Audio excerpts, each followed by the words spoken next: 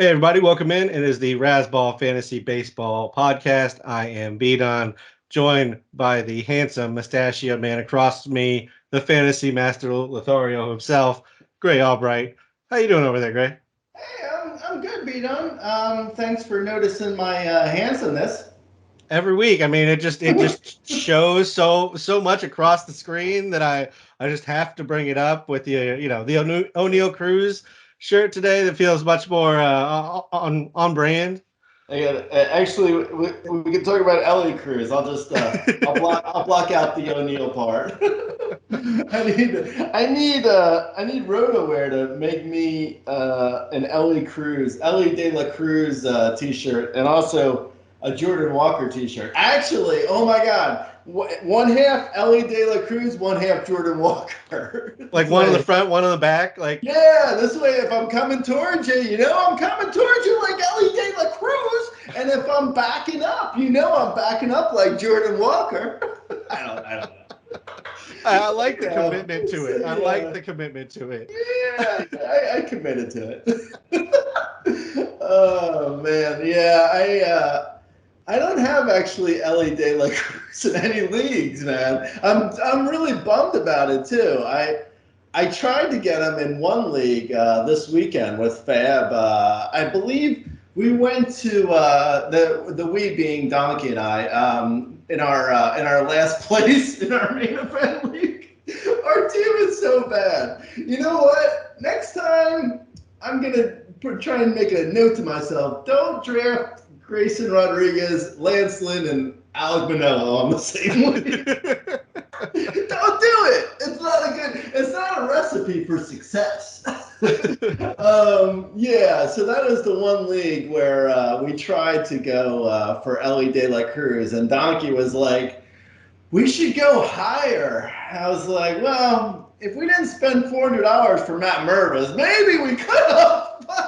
But you know what? We don't really have the Fab bucks to really be spending for him. So yeah, we came up. I believe we came up about $200 short on the Elly De La Cruz Fab bet, and in my other league, in my labor, is it labor? Yeah, labor league, which is a 12-team mixed league. Also, not doing so good in that league either.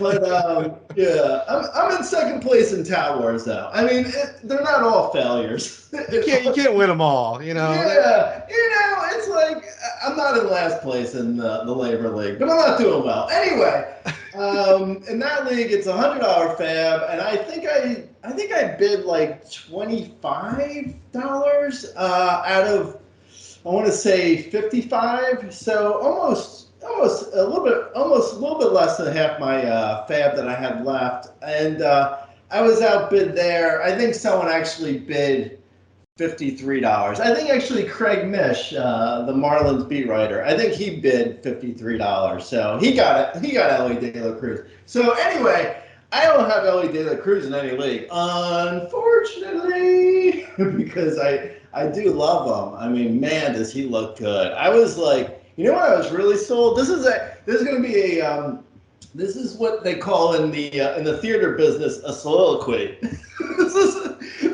a one-man soliloquy right now. This is my Elly De La Cruz 45-minute rant. No, but you know what? Though honestly, the thing that really was like, it wasn't the home run that like he hit further than anyone else in Cincinnati this year. It wasn't that. I mean, that was pretty impressive. That was pretty nice. That was pretty nice. It wasn't like the steals, which he's doing, like basically his lead off of first, and then he's so tall, he just has to fall down and reach to second base. That's basically how he steals. He doesn't need to even run, but he is fast. But that wasn't really, the steals weren't really the thing that sold me 100%. It was the infield single that he on Sunday he hit a ground ball to the first baseman, right, and beat the first baseman to the bag. That was when I was like, oh man, this guy's okay. This guy's okay, man. This guy's pretty good. I'm kind of infatuated, to be honest. And it shows you. I don't have to, I don't have to actually roster players in order to love them. It's like, it's a tale as old as time, but I can like players who aren't on any of my teams. And Elly De La Cruz is like, I got a crush on that guy. Man, he looks good. Elly De La Crush. You know what I'm saying? There's the title for our podcast of the week. I don't even have to worry about it now. I mean, I'm with you in that. Like, I love everything I see. I think it's very much like we were saying O'Neal Cruz off the top. Like, speed, power. He's got it all. He can do everything. And as with O'Neal Cruz, the strikeout rate is probably the thing that is maybe holding him back, at least initially. But right now, he's hitting the ball so hard, it hasn't mattered that he's striking out like just under 40% of the time. Yeah, no, completely. And I'm sure at some point, Cincy, the park factor, the Great American Small Park in Cincy, I'm sure at some point that'll come into effect, and it'll be like, and that'll come into play, and he'll get like a cheap homer or two. But right now, he looks like he could hit the ball out of any stadium. It doesn't really matter that he's in like Cincy, It's like he hits the ball so hard and so far, man. Oh my God. It's going to be hard. Like next year, between O'Neal Cruz and Elly De La Cruz and Corbin Carrolll and Jordan Walker, it's going to be hard for me to draft like normal players next year. What's a normal player, Greg? What is this normal player? What's the Asian guy? I'm not asking you because you're Asian, but yeah, I'm not sure. Whatever. But anyway, what's the Asian guy's name in The Hangover? Oh, I know who you're talking about, but I can't think of his name either. Okay, well, that guy, he has this thing where he does he's going like this, and it's like, if you're watching on YouTube, you know what I'm doing. And he does that. That's going to be me in drafts next year when I'm getting Elly De La Cruz and O'Neal Cruz. I'm just going to be like all over the place, just like fireworks coming out of my pants, if you know what I mean. Yeah, I mean, God, man, Elly De La Cruz looks so good.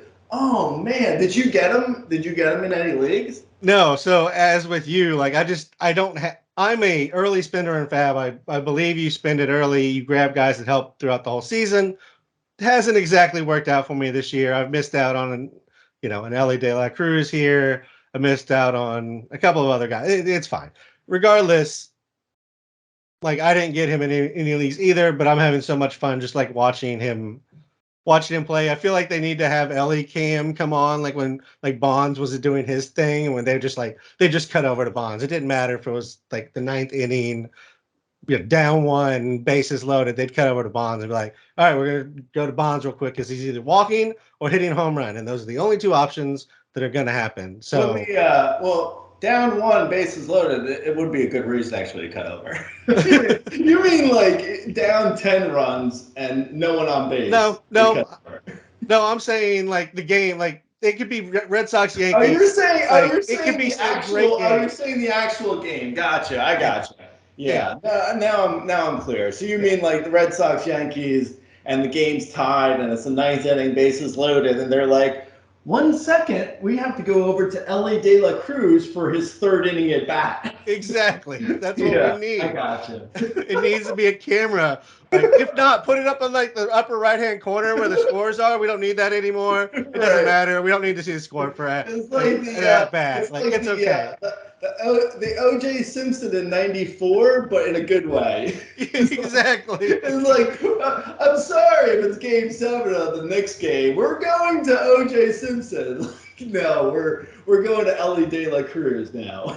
Yeah, like how I watch you. Like I have to watch you, but for good reasons. I have to watch you in a little cam so I can actually read our notes and follow down, as we're going. And yeah, it's Kim Jong, by the way, because somebody's been yelling at their podcast for like 5 minutes. Kim Jong is the guy in Hangover. Yeah, that's actually I think the dictator in North Korea you're thinking. That's Kim Jong, not Kim. But yes, okay. But yeah, at 6 games, he's got a home run, 3 stolen bases. Like he's he's already gotten a fifth in sprint speed qualifying run, Gray. Like he's 6 games in, he has a fifth in sprint speed qualifying run. Like that's crazy. I want to be the person who's listening in the car and they're like, well, I mean, I know all about Elly De La Cruz at this point. I want to fast forward to the next topic. Like 45 minutes later, they're like, is this all we're doing? It's just doing Elly De La Cruz. It's just De La Cruz Day. Yes. Oh, man. And this is also, by the way, this is the second podcast where we've talked about Elly De La Cruz. At least the second, maybe the fourth. Just 2 weeks ago, we talked about it. Yeah, no, I mean, I agree. It's like he can hit the ball hard and he's fast. It's like, it's kind of bizarre that him and O'Neill have the same last name because they really are. I mean, they're both 6'7", I believe. They have guns for arms. I mean, yeah, it's kind of weird that they're like so similar, but yeah, I hear you, man. Like Elly De La Cruz looks special. Like he really does. Like even if he has like a 33% strikeout rate and he hits 230, he's still gonna be a top 40 player in drafts next year, like how O'Neill Cruz was coming into this year. Like it's still gonna be similar, I think. Like there's no way Elly De La Cruz, I think, falls beyond like top 50 overall. And then unless, an injury, God forbid, but if he stays healthy, I see him like top 50 at the worst for next year. And there's a chance here, like we might be looking at a guy who's going to be like, top 15, like how like Tatis or Acuna were in, their sophomore years, potentially, for sure. So, yeah, we'll see. I don't know. I'm obviously a fan, but yeah. Yeah. You mentioned Jordan Walker. Which one would you rather have rest of season? Jordan Walker I think Cruz's speed puts him on a different level. I think it's like Cruz and like I mentioned Corbin Carrolll, who I think we'll talk about a little bit later if we ever get off of Elly De La Cruz. Tatis, Acuna, like if you can steal 30 plus bags and also hit 30 homers, you're in a different conversation. Like Jordan Walker, I like a lot. I don't think he's ever stealing more than 15 bags. And that's good. I mean, 15 bags would be great from him because I think he's like a 35 homer guy. So, I mean, I'm all about Jordan Walker. Don't get me wrong. But I think Elly De La Cruz he's in a different conversation than Jordan Walker. Yeah, I will say, I think while De La Cruz is like top tier speed, he's up there with like Bobby Witt, Corbin Carrolll. I know he's not running because he's just not doing anything right now. Trey Turner, like all those guys are like top level speed. Like they're elite speed. Jordan Walker's in that next group of guys that have really, really great speed still. So I do think he can steal 20 if the Cardinals let him run. I don't know that that's going to happen. And I would go with Elly because it feels like the Reds are more committed to him playing the rest of the season, whereas who knows what the Cardinals are going to do at outfield when everybody's healthy. Right. Yeah, no, agreed. All right, so the Cincinnati 15-year rebuild that started when I was in college and is now finally taking over is here. Andrew Abbott. What's going on with CES, Christian Encarnacion? He's just smashing. He's just smashing and just he's just watching everybody else. What are they waiting for with him? It doesn't. I was surprised that he didn't come up first. Now I'm we all know that, Ray. We all know that. Yeah, no, I know, but yeah, I know. Yeah, okay. So I live in a cave, and I occasionally will echo myself. But yeah, no, I mean, with Strand, what is going on there? At some point, he is going to get called up, and it's going to be well, yeah, of course he's getting called up. It's going to be a no-brainer at some point. I just don't know really what they're waiting for. I don't get it. I honestly, it doesn't really make any sense to me because they have De La Cruz has been called up. Now they called up Andrew Abbott. It feels like the rebuild is here. Like it's now a go. So I don't know, man. I don't know what's going on with CES. Honestly, I have no clue. I wish I knew. I wish I understood what they were doing with that. Yeah, I mean, the only thing I can think is that there's nowhere to play him right now. At least to like get him into the infield, they could DH him or they could DH somebody every day. But right now it's Spencer Steer at first. I think you have to DH him and Elly's at third. Let Stevenson catch. Yeah, And I mean Stevenson doesn't have to DH, but like Stevenson doesn't exactly. Stevenson doesn't have to DH. Like it's like let him DH.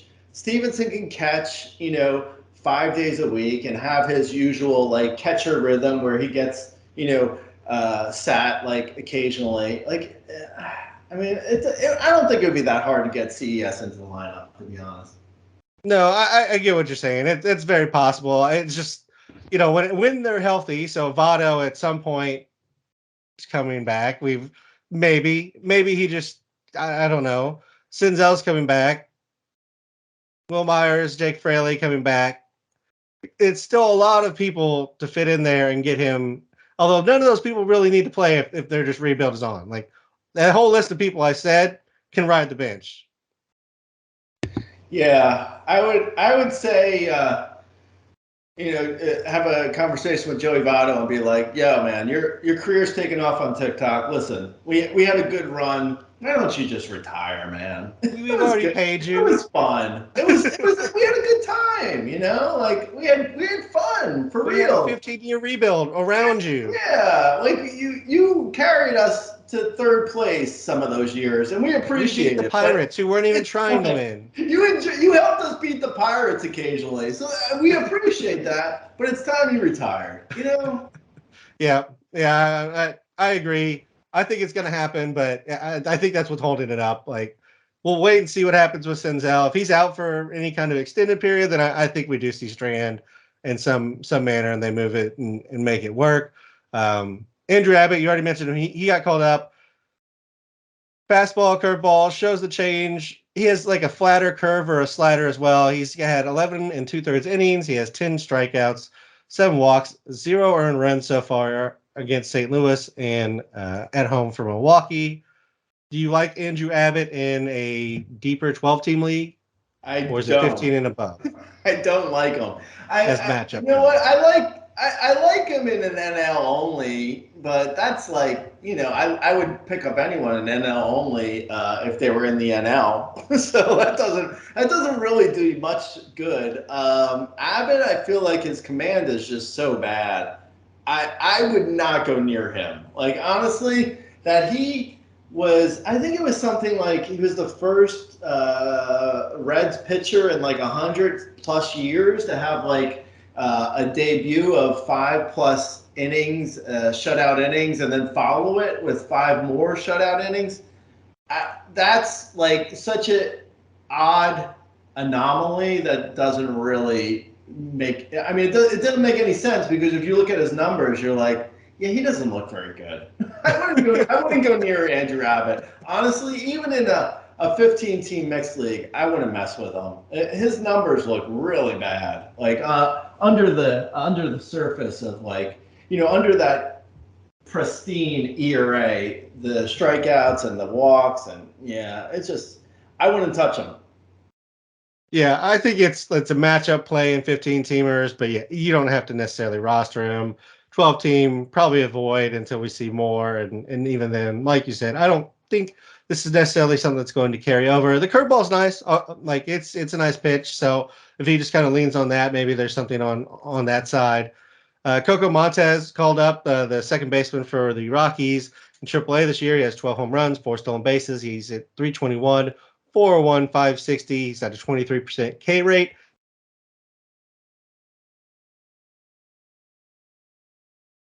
They did sign Jorge Alfaro if you're in like a 4 catcher in a only league. Who signed him? The Rockies, yeah, do a minor league deal. They lost a couple catchers, so Rockies. Here we are. The only thing surprising about the Rockies is they didn't go out and sign Luke Voigt. I mean, they had so many opportunities to clog up Nolan Jones, so it's kind of surprising they didn't do anything with that. Yeah, Coco Montes to me looks like a solid, like he would be, I think, a 15-team mixed league play. Like his numbers look excellent when you look at he's got good power and speed. He was able to, cut his strikeouts in AAA. He's a little bit old for the level, so there's a chance there that he could be like a quad A player, but he's really interesting if it wasn't for the fact that it's the Rockies, and I mean they're never gonna play him. Let's be honest, they won't play him. But Black is like, hey bud, we got bad news. Charlie Blackmon is injured. Oh no, our outfielder's out. Okay, let's call up a second baseman. Like what? What? Like, this doesn't even make any sense. What are you talking about? Wait, why was Coco Montes even called up? Because of like Harold Castro's at second, and he's awful, but but Black has been playing him like just about every day. Like every day. Yeah, I don't know, man, because it's almost like it's a disservice as a Rockies prospect to be a righty, because that means you're getting benched against righties, which is so dumb. I mean, that's really dumb, because if you think about it, most pitchers are righties. So it's like, so what do they have? It's like the Rockies are developing a bunch of like loogie hitters, which is so stupid. I mean, that's really dumb. Like, if you think about it, it's like you don't want guys who can only face lefties.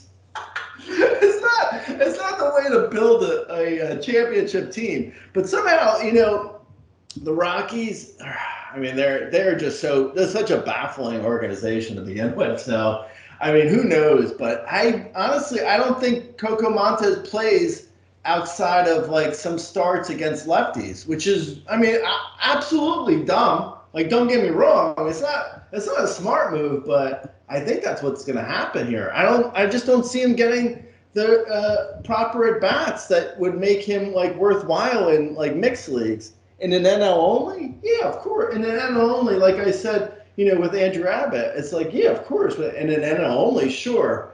I even been on Coco Montes in a couple of my NL only teams, and I was happy to get him in one league, because for an NL guy, yeah, that's even if he only starts like twice a week, that's fine in NL only. Not ideal, but it's it's okay. Yeah, you hope for more.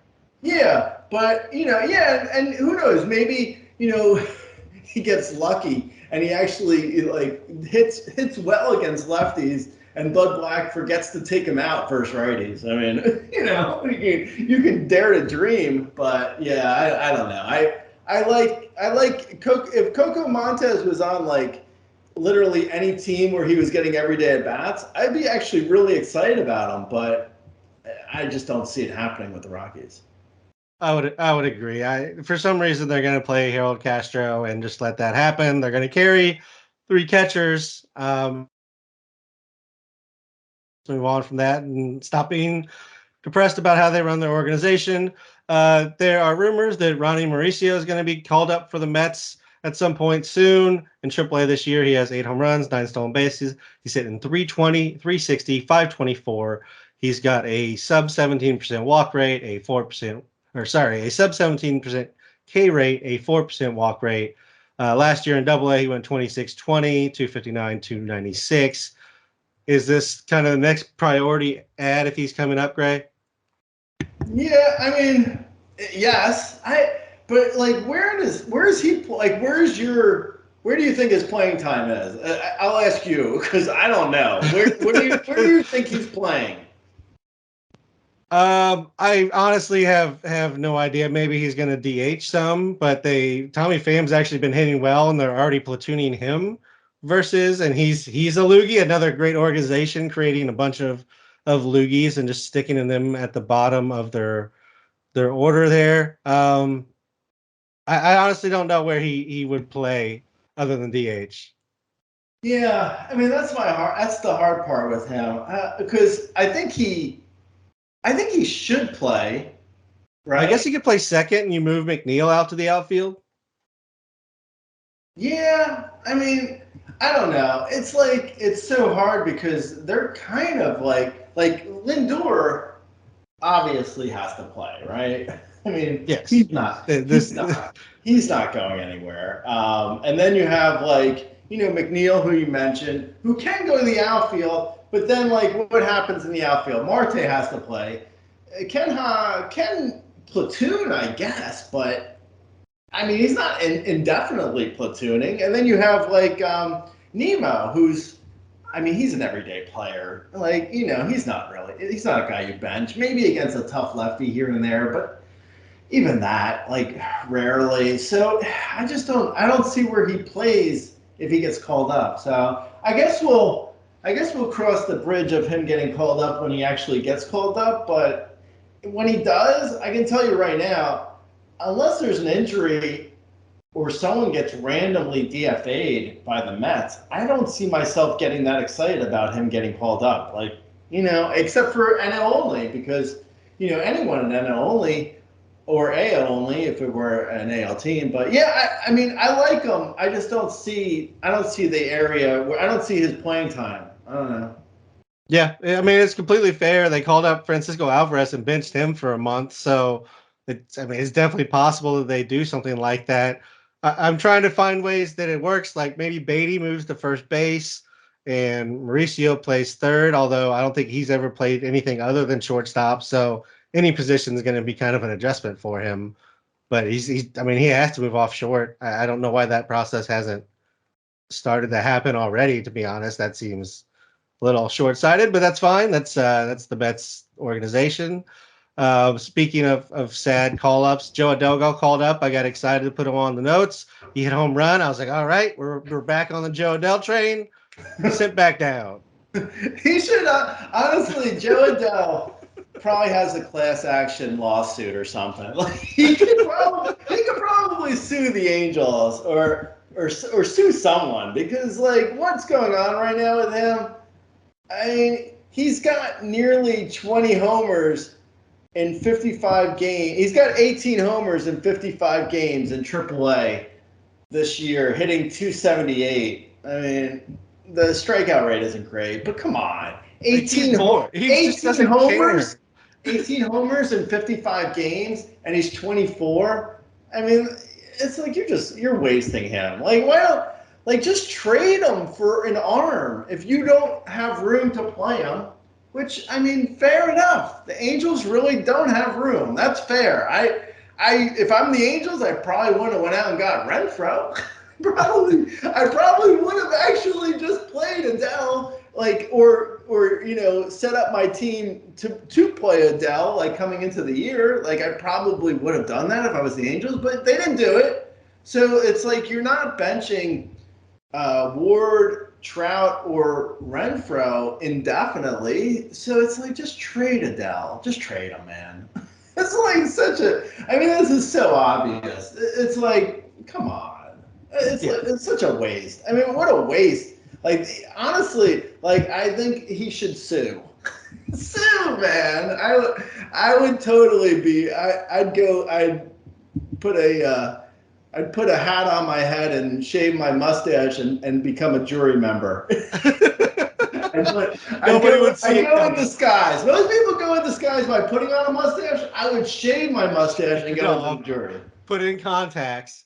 Yeah, I would put in contacts, shave my mustache, put a hat on that says MLB owners are number one, and then I would go and sit on jury, and I would give Adele like $150 million. And if the judge ever hears this, I'm joking. It was a joke. It was totally a joke. It was a joke, man. Speaking of another joke, and this is another one that I got like semi excited for. Luis Patino got called up, then he got rocked by the Rangers and sent back down for Jose Lopez. I mean, I don't think there's anything really to say here. Jose Lopez seems like he's going to the bullpen, so that's kind of whatever. Are you interested in Luis Patino if they like the Rays have a need?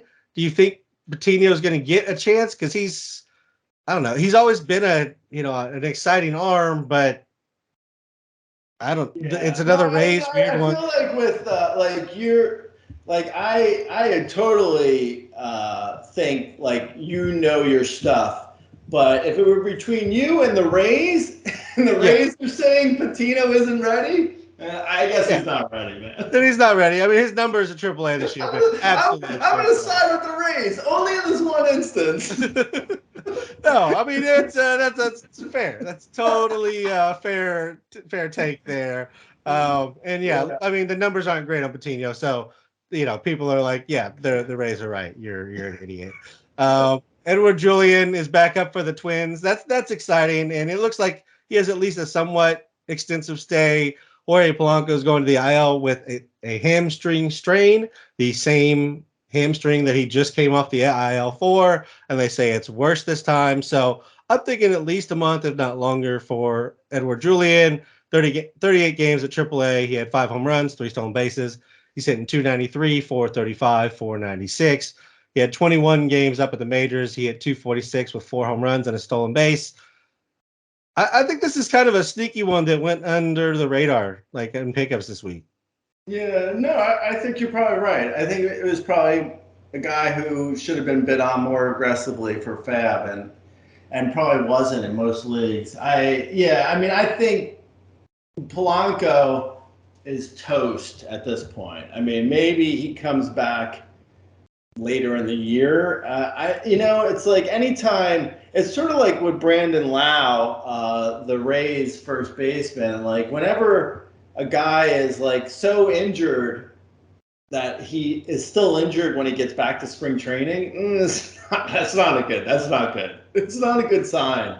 And and Lau's out again with the lower back issues, which he's struggled with those all through last year, and he's got them still. So it's not good for him. And it's the same with Polanco. It's the same situation where like Polanco's probably not going to be good this year. And I don't know if he's ever getting back to like where he was. Like I was, for a long time I was a fan of Polanco's, but at this point I think Polanco is like, I don't know, maybe he needs the full year to recuperate. Something's wrong with his legs. I don't know, but it's not good. So with that said, Julien looks like he could get run at second base for a while. I don't really see like anything else like other than maybe the occasional like Kyle Farmer coming in or Donovan Solano, possibly like getting the occasional at bats against lefties. But for the most part, I think Julien's probably going to get every day ish at bats, if not every day, at least every righty at bat. He's probably going to hit leadoff. He looks like he could surprise. I still worry about his strikeout rate. It's not great. It wasn't good, at least in like high A, and then it got better a little bit as he progressed in the minors. But I mean, he does take a lot of walks. He's good for on base percentage. So I mean, there's a chance here where I could see him being 12-team mixed league valuable. Like he's definitely has that potential. He's got good power, not crazy speed, a bit of speed though, and might hit 230. So maybe good power, hit 230, handful of steals, and at the top of a lineup. Yeah, I mean I think that's 12-team mixed league worthy, at least in situations where you need runs and maybe and maybe see if you can get some upside potentially. Thinking off the top of my head of another guy who's in a similar situation, excuse me, like Bryson Stott is probably lower on power, better on average, maybe about the same on speed, but in a similar situation, even though Kyle Schwarber has been leading off for the Phillies, so not exactly the same situation, but yeah, I mean, like the same position at least. And Bryson Stott, I believe, is probably rostered in 50% of 12-team mixed leagues or more. So, yeah, I mean, and Julien, I would guess Julian's under 5% rostered. So, to give you an idea of like, Julian's available to people if they want to go out and get him. In a 15-team mixed league, absolutely. I would say Julian's definitely someone who's got sneaky value in a 15-team league. 10-team mixed league, he's not quite there yet. Yeah, he's like a middle infielder. If you're in like a daily situation, it's a short day and you're playing him. That's the kind of situation for a 10 team. I agree with the rest. I think he's, middle infield worthy in a 12 team. In a 15 team league. Yeah, I think he should be owned at this point. Maybe not every team needs him, but he should be owned by somebody. Next up is we have to take a moment of silence for the Yordan or Alvarez oblique injury.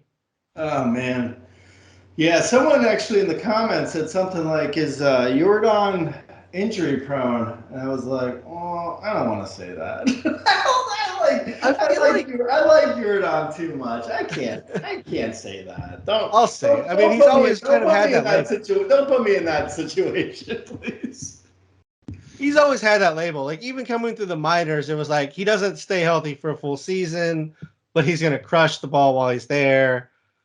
I mean, 145 is perfectly fine. Like how many guys do you get more than like 135, 145 from any? Definitely. And I think 135, that's the games, 135 games played, he could approach 40 homers and have great runs and RBIs and hit 320. Like he doesn't need to play 160 games. I think, I think you take the 135 and you fill in for the other, 20 plus. Yeah, exactly. I think that's going to be perfectly fine for what he's given you. Maybe that brings his value down below the other, I don't know if everybody remembers back to what we were talking about in like draft season where they're like, there's a handful of guys who just smash the ball and any one of them could be the guy that year that's the number one like hitter of outside of stolen bases that just becomes the number one hitter. Last year was Aaron Judge. He had a historic season. Like this year, Yordan was on track to be the guy until he had the injury. Like it could be Yordan, Judge, Vlad, Pete Alonso is in that conversation for sure. He is having a great season. Like there's a number of guys that could be in that conversation. So maybe he moves back a little bit out of that top grouping, but like he's so good. Yeah, and also I know probably people's their immediate their worry at least 135 games becomes 115 games. And then you have like a guy who's missing 2 months of the season, and you're like, it's not that. That's the I think the worry a little bit with Yordan, but hopefully, I kind of like. I mean, it's silly to not like the fact that the Astros are worried about their one of their top players at least, but I hate that they always send them for tests. Am I the only one? But it's like every time like something goes wrong, it's like, oh, Yordan's going for tests back in Houston. Like, can't you just say he's got an oblique injury? Doesn't he need tests? Why does he have to get tests so much? Stop with the tests. Just let him go on the IL for a week and a half. Like, you don't have to test that. Somebody just asked the question. Somebody asked, "Where's Yordan?" And then they were like, "He's going back to Houston for tests." And that's what you get. That's what you get, Gray. That's what you're reading and freaking out about. I don't want to hear that. I just want to hear that he's injured. It's a boo-boo. He'll be okay. Yeah, that's all I want. Because more times than not, that's exactly what it is. It's like, oh, Yordan's got like his neck is bothering him. He's going back to Houston for tests, and then like 3 days later, it's like, oh, he's in the lineup again. It's like, what was the test for then? What's he doing, man? Is this guy just like using up his insurance? Just making sure, you gotta stay healthy while you have it. Kadon Smith and Jigbe was called up by Pittsburgh, the outfielder. 28 games in AAA, has 7 home runs, 4 stolen bases. He's hitting 245, 339, 547 with a ton of Ks. He just strikes out a ton. This is one I'm probably staying away from just overall, Gray. I'm usually a power, speed, everything else be damned type of guy, but I think the average dropout here might be too much. Yeah, he's got like a Michael A. Taylor or like a Victor Robles type feel to him. Like even like in the best case scenario, that like even if he gets playing time, which I don't know if he is, yeah, it doesn't look like he can make enough contact to really matter.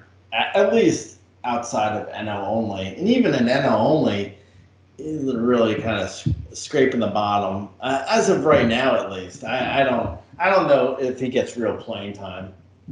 Yeah, I would pretty much agree with that. Moving on, Nate Eaton was called up for Kansas City, the outfield.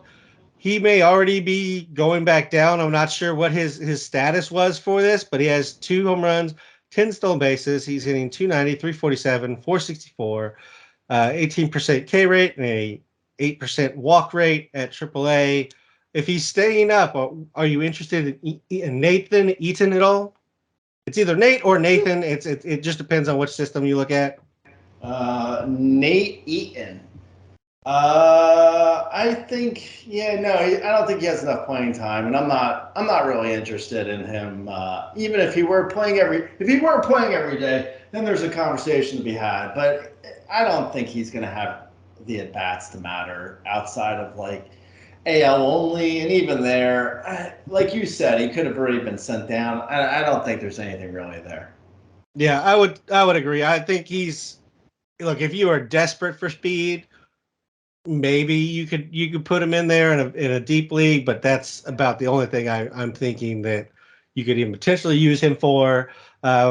Speaking of a guy you could just use for his speed is Vidal Brujan. He was called up again, 32 games at AAA.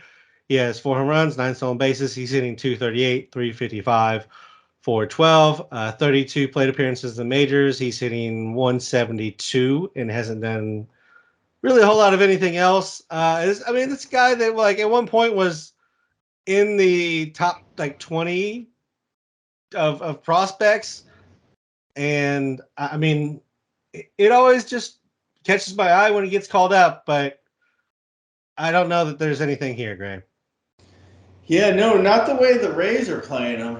That's for sure. I don't know. I mean, I say like on the other day I said this about Chris Taylor. Like he got $100 million contract, I think, basically because Dave Roberts plays him. And I think and what makes me think of that is like if Vidal Brujan were on the Dodgers and if Roberts were to play Brujan as much as he plays Taylor, I think Brujan could be $100 million player. Like I just think Brujan is stuck in the Rays system where like they just won't, they're just not playing him. I don't think there's any chance that like he becomes an everyday player without some major injuries in front of him. Like he needs, because even with the injuries as they are now, he's still not playing. Like they call him up and they don't play him. So it's like they have one injury. I think it was Lau potentially. Like Lau goes down, they call up Brujan. Brujan doesn't play. So that means they need at least one more injury to even like have him sniff playing time. And for whatever reason, I don't think the Rays are ever going to play him like consistently. I think if anything, if they had another injury, say to like, any of their other players, like Brujan can fill in anywhere, but so can Harold Ramirez and Manuel Margot, and I think those guys would probably see playing time before Brujan. So Brujan honestly might need 2 more injuries in order to get playing time. Like, there's just no chance here. Like, him and Joe Adele should go start their own team. Please send them somewhere else. I just need to know, like, for my sanity, I need to see them play in the major leagues just to see if they can. Like, maybe they can't. It's the Rays, like you said, they're smarter than I am, no doubt. But like, I just want to see it.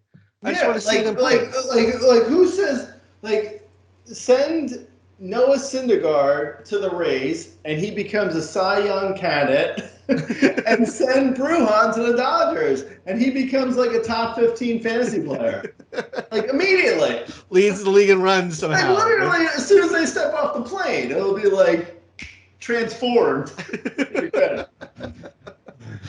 While we were taking the moment of silence, we should have done it. We should have done it for Pete Alonso as well. It's a long time, long time supporter of his. Gray, you've always led the bandwagon, but we've been joking about who's signing Luke Voigt, and the answer is the Mets.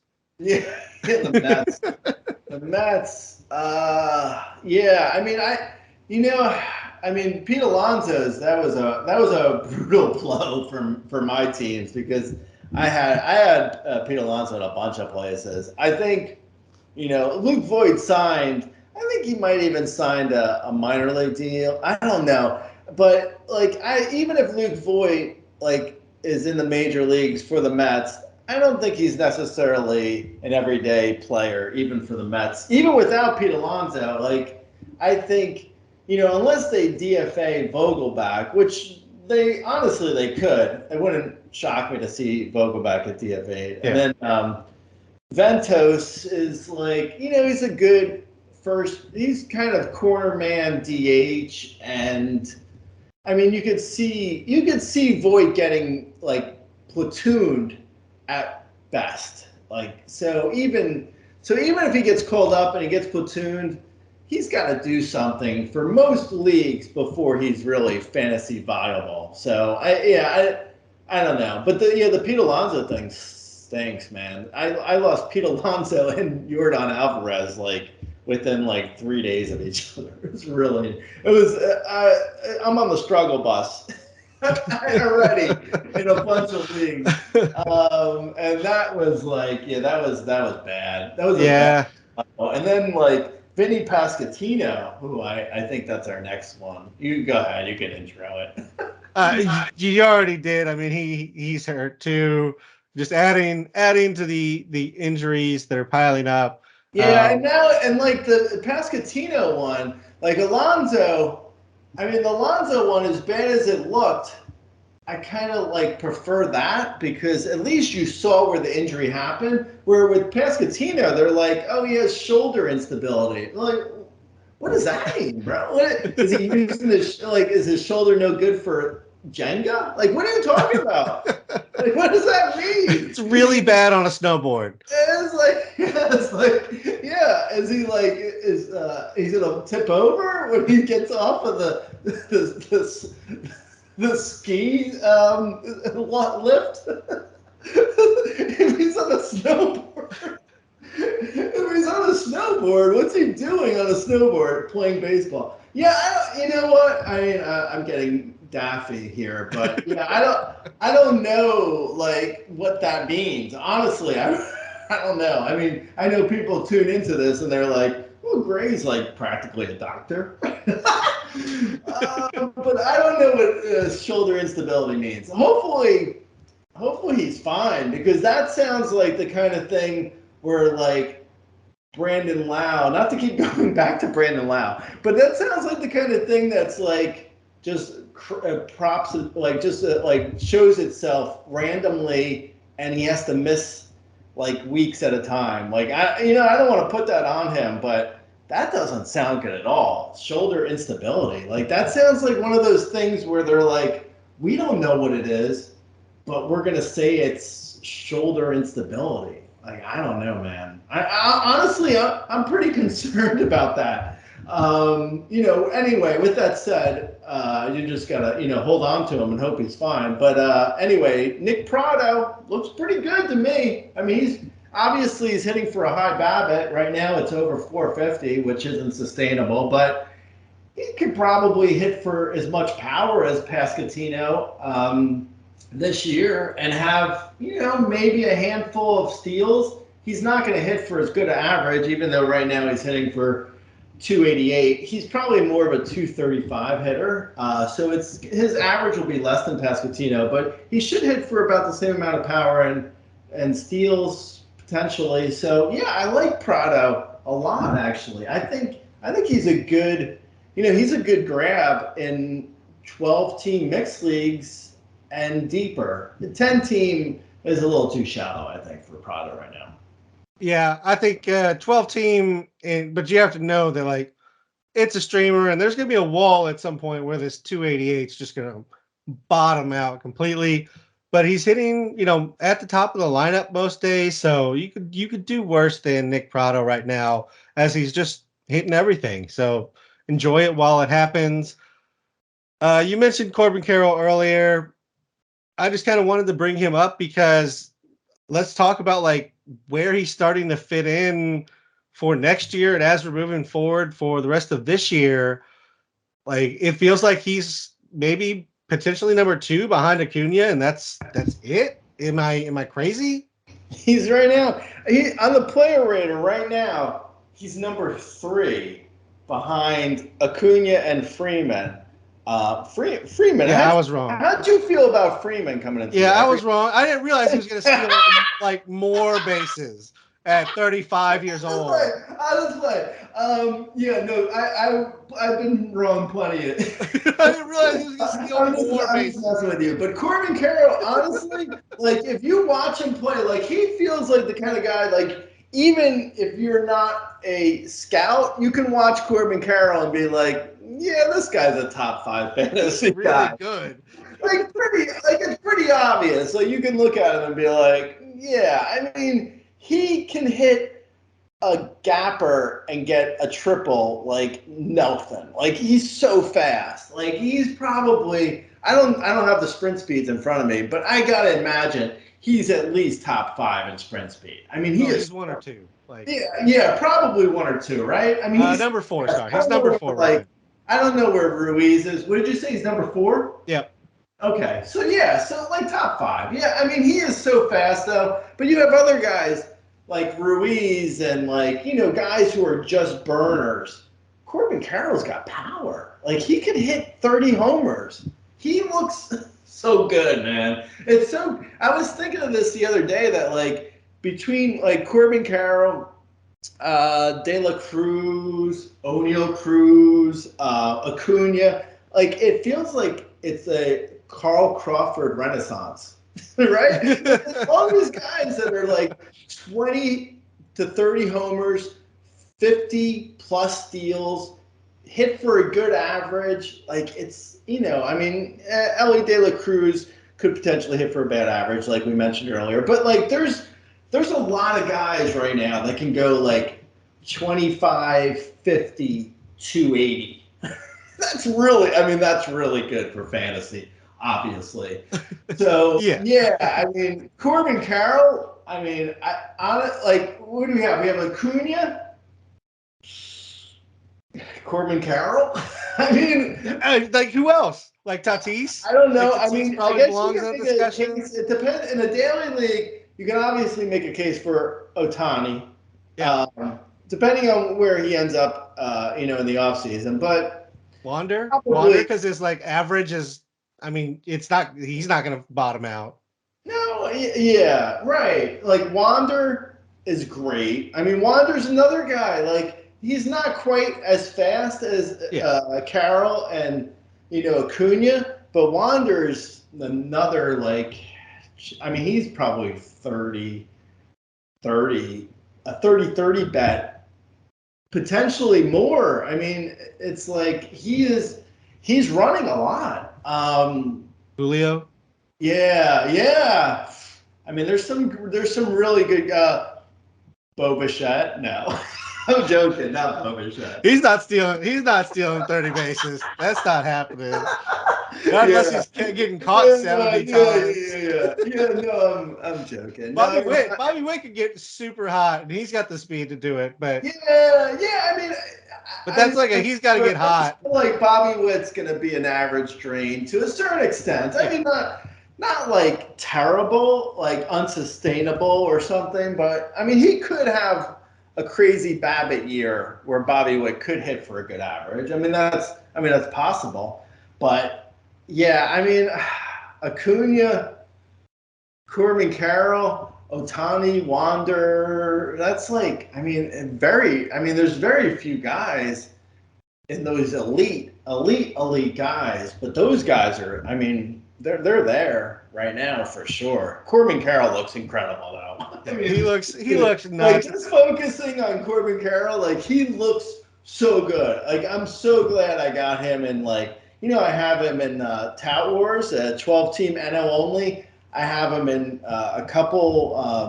I have him in shallower leagues. I have him in a 15-team league. Like he is doing so. Like he's carrying like my steals in like some. Like he's just like basically it's him, and that's it for some of my leagues for steals. And he's getting, you know, he's hitting for a good average. He's hitting for power. Oh man, yeah, it's been fantastic having Corbin Carrol. He's been so good.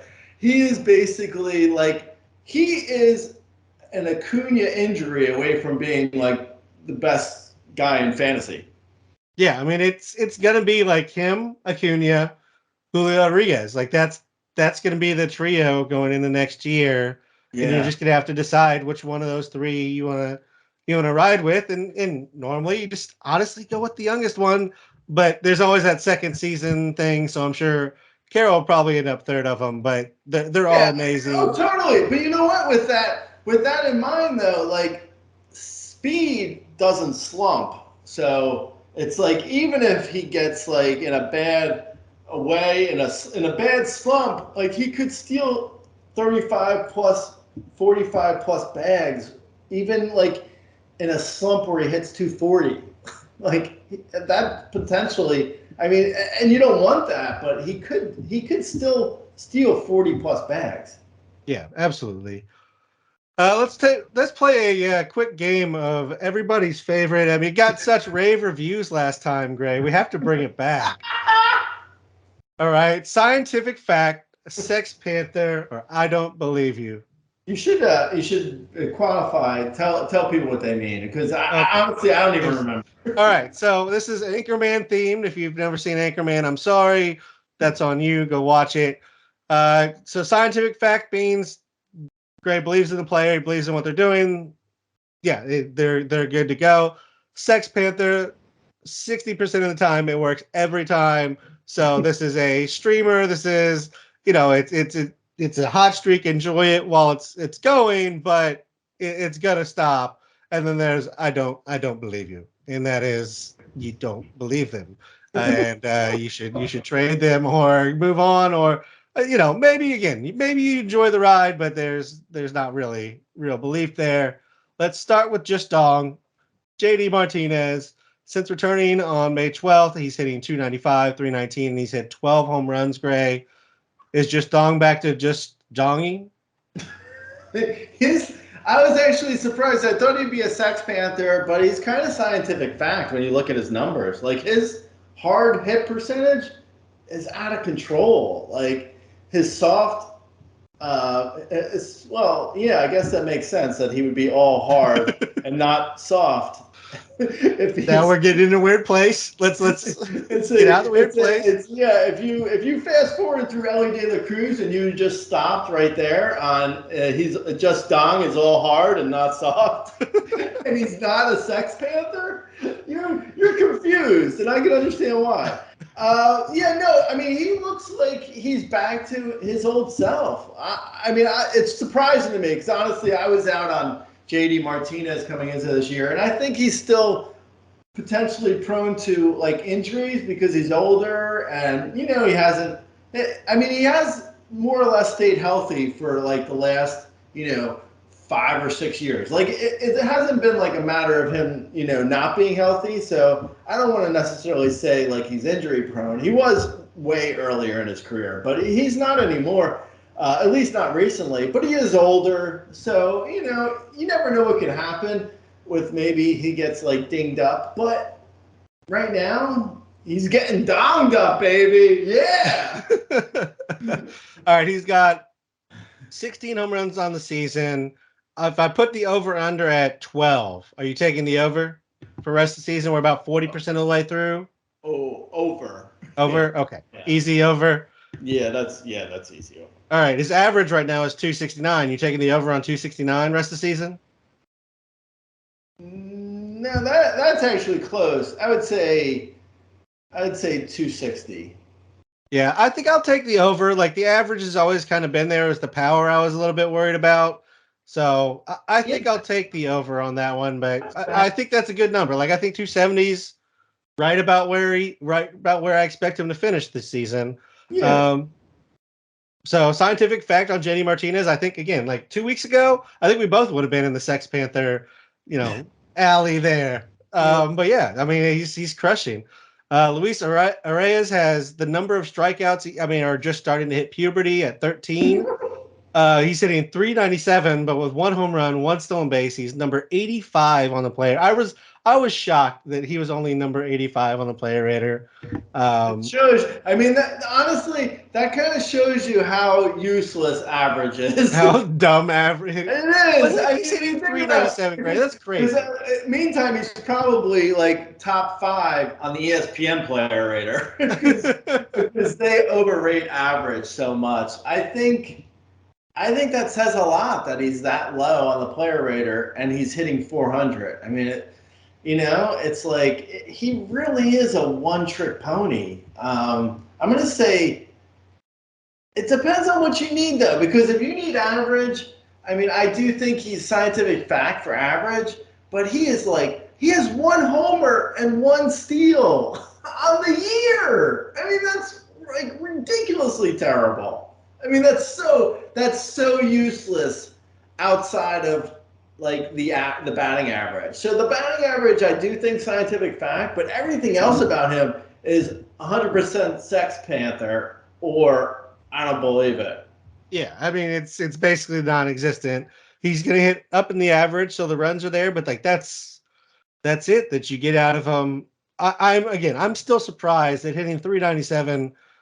Just given the fact that we have 5 categories, that's one of the categories he's absolutely destroying in. Still number 85 on the player rater. Gary Sanchez, is he coming back? Is he becoming the Sanchez again?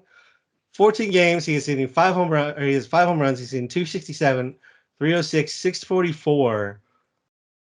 Is this? It's interesting. Sorry, not to interrupt. But with Arraez, he's actually 30 points behind Ruiz on the player rater, 30 spots behind Ruiz on the player rater. It shows you how much more valuable steals are, because even with the more steals in the game, steals are just more valuable. They just are. They lead to more runs. They lead to Arraez is surprisingly low on the player rater. I'll give you that, but that is so telling that he's 85 on the player rater. Anyway, Gary Sanchez. Gary Sanchez is 100%. I don't believe you. No way. He's ridiculous. He had a hot week. Come on. Hey, I had to bring it up. He's getting picked up. I think I picked him up because catcher is so sad right now. I picked him up in a 2-catcher 15-teamer, so I'll write it while he's hitting home runs. But yeah, I agree. I don't believe you. Josh Naylor, who since the start of May has 5 home runs, 2 stolen bases. He's hitting 336, 379, 558. Is Josh Naylor like a legitimate corner infielder type? Even a starter? Yeah, I think so. I think Josh Naylor is actually probably. It's like you have to quantify how much is scientific fact here. Like, I think he is scientific fact for what he is, which is like, to give you like a Ty France, but with a little less average potentially. Like he hits a ton of fly balls. Like his launch angle's pretty high. His fly balls are lower this year than they were last year, but they're still kind of high. Actually, excuse me, his fly balls are actually up this year. I was looking at the wrong column. Yeah, his fly balls are up. His launch angle is crazy. Like he hits a lot of balls in the air, which is fine because he has power. But he's like not big power, so he's like 20, maybe 24 homers, 260 average, kind of, which isn't bad. I mean, that's someone asked Josh Naylor or Jose Abreu. And I mean, I think that's a fair, now that Abreu is hitting for power again, which I don't know if that's going to last, but Yeah. I mean, if Naylor's probably going to be better than Abreu, but I don't know. I kind of do I like Abreu for if he's able to hit for power. You're just buying back in, Gray. Just buying back in. Yeah, I'm. You know what? So I'm saying Josh Naylor's scientific fact. Jose Abreu's scientific fact, even though you didn't ask. And you don't even know what I'm saying scientific fact about. I'm just saying scientific fact for everyone. Great. You don't have to have, it's a game show. Game shows don't have to make sense. Have you not learned this over the years? Like, it just whatever seems like it's the right answer here. Spencer Steer, 6 home runs in May, 4 stolen bases in June so far. I don't know what I'm getting from Spencer Steer, but it's been pretty decent. Yeah, and I think he's probably a Sex Panther in the long run. He's probably a Sex Panther because I mean his numbers in the minors kind of just I mean not amazing. Like I think at some point he's gonna be like a 250 hitter with I just said Josh Naylor was like 24 260 with a handful of steals. I think Steer, even though Steer's got a much better stadium, I think Steer's going to be under that for power, probably under it for average, to give you an idea. So I don't know. That I guess that's Sex Panther. I'm guessing, Yeah. but it's not necessarily terrible right now. It's just Sex Panther in the big picture. It's a bunch of Brandon Drury's. Yeah, it's like Brandon Drury's Sex Panther. Yeah, okay. Nolan Jones, who we touched on earlier, 15 games, 4 home runs, 4 stolen bases. He's hitting 360, 407. K rate's a little high right now, but that, it's been 15 games. If you strike out, it looks real bad. Where are you at on Nolan Jones? I really want Nolan Jones to be something. I don't have him in any league, so it's not like I have any ulterior motives here. But I really would like to see him, get at bats and break out. It's just like that whole Bud Black thing. I mean, Bud Black takes every scientific fact and makes it into I don't believe you, and it just skips over the Sex Panthering completely. Yeah. So it's so hard to say scientific fact on Nolan Jones, even though in Coors, power, speed can, I mean, the Coors Babbitt makes everyone hit for a decent enough average. So it's like Colin Jones. Colin Jones, who he accidentally ate a Matchbox car, and he's got Colin Jones in him. I mean, Nolan Jones, I think, is probably at this point is going to be a Sex Panther because I want to think he's scientific fact. Bud Black's going to make him I don't believe you, and then in the middle is where he's going to end up, which is going to end up being a Sex Panther, probably. I feel like you need to write a Colin Jones movie for kids Jones, that have to go into the ER. Colin Jones sounds like the X-rated version of Osmosis Jones. I think right now, hey, come on into this peep show. You want to see Colin Jones, man? Like what? No, I don't. No. Maybe I'll watch a couple minutes just to see. I'm just interested in the plot. That's basically what Bud Black just said. Maybe I'll watch a couple minutes. Because I have to. CJ Cron's hurt, Chris Bryant's hurt. So I think right now, Nolan Jones is. Hold the phone. Chris Bryant's hurt? What? Hold on a second. Wait, really? Yeah. Who knew that a bunch of 30-year-olds, 32, 33, 37-year-olds would all get hurt. I mean, I don't who know, could see man. this coming? It seems inconceivable to me. I don't know. Chris Bryant only has like 7 more years. It's like the Rockies contract. It's gonna be. We're gonna be in 7 years. We're gonna be talking about Chris Bryant and the Rockies. Cubs fans will still like. There would be Cubs fans who will still tell you he It'll would be have been great. The absolute best part of this whole Rockies Chris Bryant contract is, for a fact, this is actually scientific fact, that as soon as that contract's over, he's going to go back to the Cubs and have another MVP type year. And the Rockies are going to be like, why did you not do anything for us? Absolutely. That's a scientific fact. Okay. What do we got? We got waivers at some point? What are we doing? No, I mean, I was going to go through some pictures real quick for us, Greg. Oh, okay. Yeah, go ahead. Good. All right. Real quick, 2 more. Actually, that's a lie. We're not going to be quick because it's us. Gunnar Henderson, real quick. In June, he's hitting 458, 4 home runs, 2 stolen bases. K rate's down to 20%. Where are we at on the Anchorman scale with him? He's absolutely scientific fact. With Gunnar Henderson, I kind of wish. See, the problem is, and Stan's son. If Son, our NBA writer / also he writes for baseball. He does the One Man's Trash articles. He got the backlash on Christopher Morel. Christopher Morel was hitting a homer after homer after homer, and Son was like. He wrote an article about selling him, and everyone was like, "Sell? Are you out of your mind?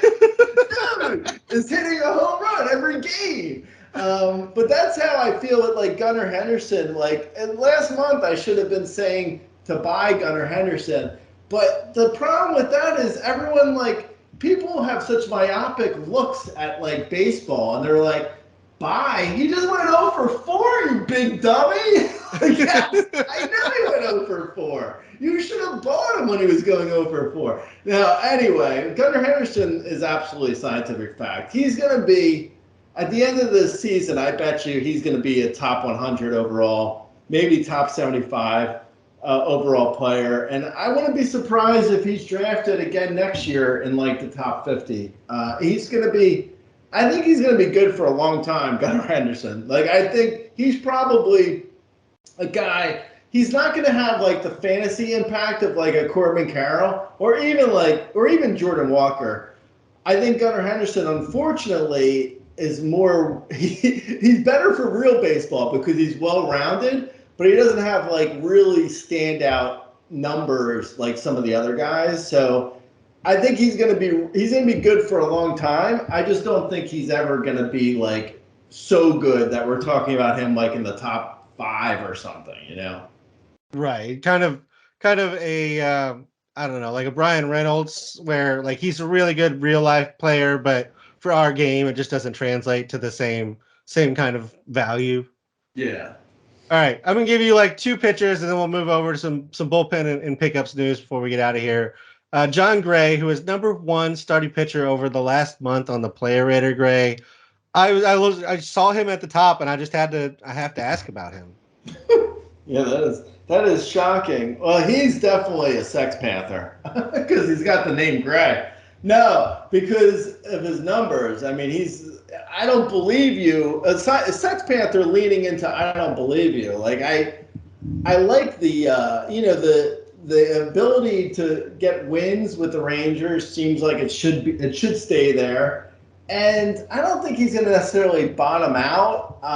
But yeah, his strikeouts aren't really there. His underlying numbers are kind of iffy. He looks like he could be safe, a safe number 4 to 5 fantasy starter, but he's not a number 1. That's not real. Yeah. All right, and then Nathan Eovaldi, the number 2 starting pitcher on the Player Rater over last month. Yeah, Eovaldi, I think wasn't he the number 1 starting pitcher over? Oh no, Shane McClanahan's number 1 on the Player Rater right now, but Eovaldi's number 2 overall for the season. Anyway, Eovaldi is more.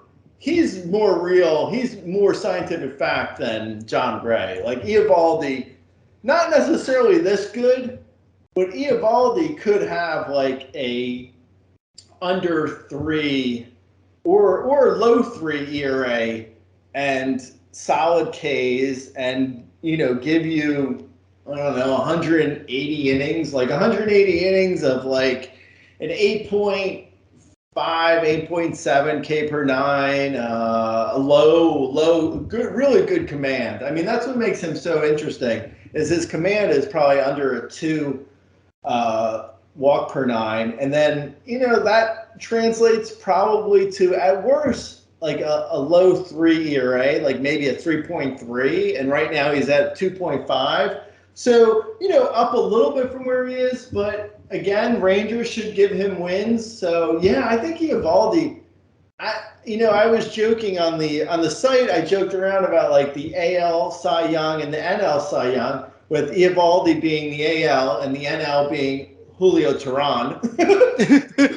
But I was only half joking because I wouldn't be shocked if Eovaldi has like a Rick Porcello winning the Cy Young type year. Like Eovaldi Just could magic. you can have that like 20 wins, 5 losses, a barely 3 ERA and in 180 innings or something. Like I wouldn't be shocked to see that. So I like Eovaldi. I think he's more scientific fact than anything. I am Sex Panther on Eovaldi. I do not believe it. I would be selling for so much right now on Nathan Eovaldi. I can't doubt what he's You wouldn't have done. to sell it very hard. No. You can sell it to me for nothing. I'll basically give you anything except for Jose Abreu, obviously. 33-year-old having his career year does not seem reasonable to me. He has the best like home run to fly ball. Like everything he has is the best. Like I don't believe you. I would be selling Nathan Eovaldi. Let's talk about some bullpens real quick, Gray, and then we'll give some pickups and get out of here. Ryan Helsley's to the IL. Gallegos priority ad if you're looking for saves, correct? Yep. Yeah. I don't have much to add. I think Gallegos, I wouldn't be surprised if Helsley is out for a while. I mean, a forearm, what are they saying, forearm strain? I mean, it's always so, hard to pin down exactly what that means. I mean, that could mean anything from like 3 weeks to, 14 months. So I don't know, but it's not good. So I would go out and grab Giovanni Gallegos everywhere. Yeah, and I think there was already kind of starting to be a split. This may be, even if Helsley comes back, I don't know that he steps right back into the job. It may be Gallegos' job. They seem to like him in that role. Liam Hendricks to the IL. I know we all kind of hate to see that. Graveman, the guy to own there. Yeah, I would go Graveman. I wouldn't really. The White Sox aren't a great team this year, and I wouldn't speculate outside of him. If Lopez or or Bummer or someone else gets a save or two, then I would just go with that person instead of Graveman. But right now, I would guess Graveman. Yeah. Looking at the Angels, Carlos Estevez has allowed runs in 2 out of the last 5, hits in 3 of those last 5. Got the saves in all of them still, or the ones that he had opportunities for. I don't know there's really anybody to take the job, but he's getting hit a little bit more here, Gray. Yeah, and then I think Ben Joyce had arm issues or something, so he's out. And and like you said, I don't think there's anyone else really there. So yeah, I mean it's not a great situation when he's getting hit around like that, but I think his job is, for right now at least, it's safe. Yeah. We all knew this. I think we talked about it 2 weeks ago, but Bud Black officially said it because that's about the timeline that Bud Black works on.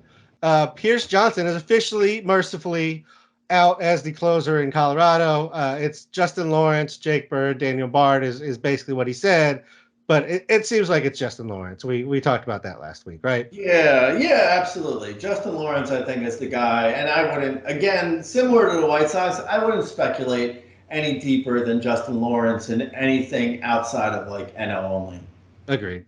Jose Alvarado returns. Do you think this is still Kimbrel's job? He's actually been surprisingly fairly solid like this year.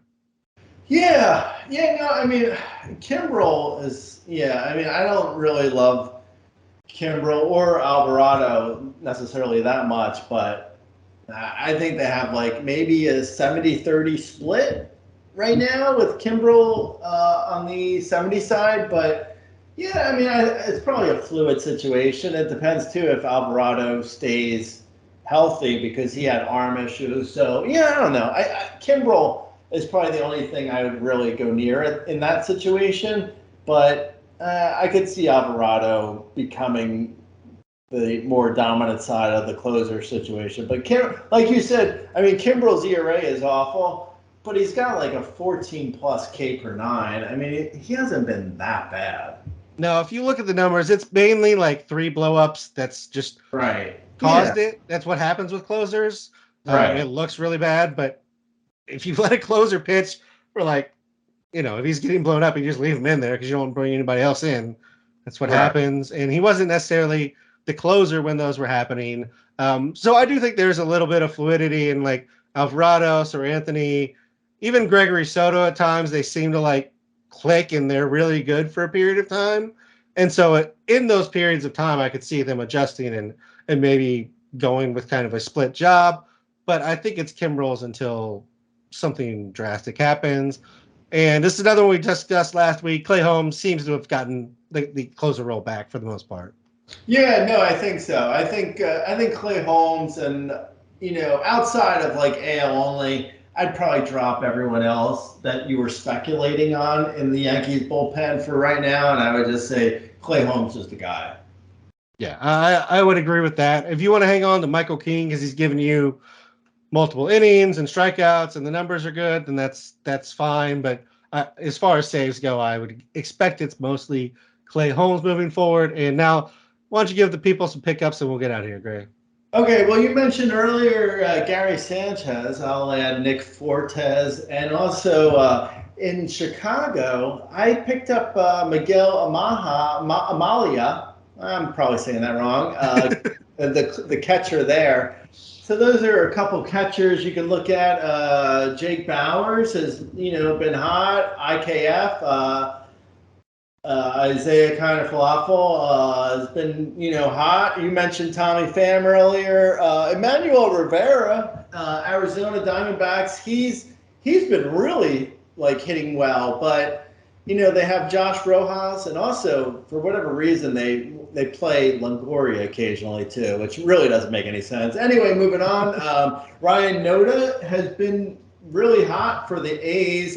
Brent Rooker seems to have like gotten hot again. The A's also, as a team, were hitting well this past weekend, so that might have something to do with that. Altuve's been, banged up. Mauricio Dubon has been good. He's been hot. He's kind of like a poor man's Luis Ariz, though, in some ways. Like, he doesn't really have power or speed. Michael Taylor, who I mentioned earlier, he's been like a guy who I've actually had at utility in a 15-team mixed league for a while now. He's been pretty good, surprisingly decent. Yeah, surprisingly decent. Not exactly saying he's Corbin Carrolll, but surprisingly decent. Yeah, and then also like in NL only, I bid on Will Benson and Coco Montes, who we mentioned earlier.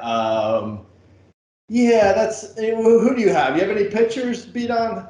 Yeah, Shamanaya has probably been grabbed, but he's been great over like the last month and a half. Pretty much just like figured his pitch mix out. Now he's a Sex Panther. I'm using him while he's good, but he's been good. Johan Oviedo gets the Cubs this week. Taijuan Walker at Oakland. We'll see if Oakland can continue their hot hitting, but I'm betting against it. In general, Louis Varland did struggle his last 2 outings, but he gets Detroit this week.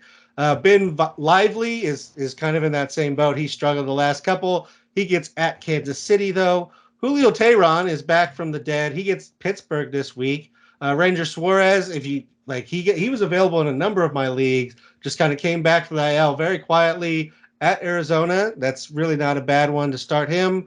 Didn't work last week. I'm doubling down on Adrian Hauser as he gets to go to Pittsburgh, or gets Pittsburgh at home, sorry.